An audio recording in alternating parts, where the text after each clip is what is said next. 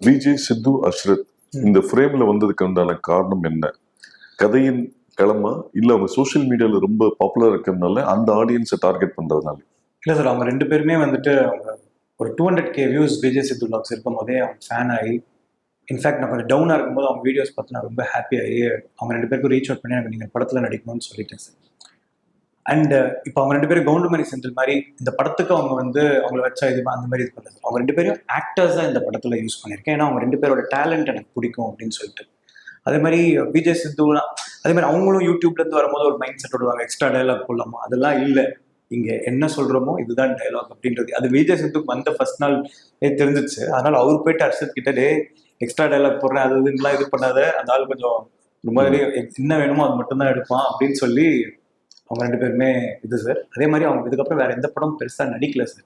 அதுலயே உங்களுக்கு தெரிஞ்சிருக்கும் அவங்க இன்டென்ஷன் வந்து இந்த ஆள் நம்ம இதுக்கெல்லாம் முன்னாடி நம்மளுக்கு பிடிச்சி வந்தா அவனுக்கு நம்ம இந்த படம் பண்ணணும் அப்படின்னு சொல்லிட்டு தான் விஜய் சித்து மெயினா நம்ம படத்துல நடிச்சாங்க சார்.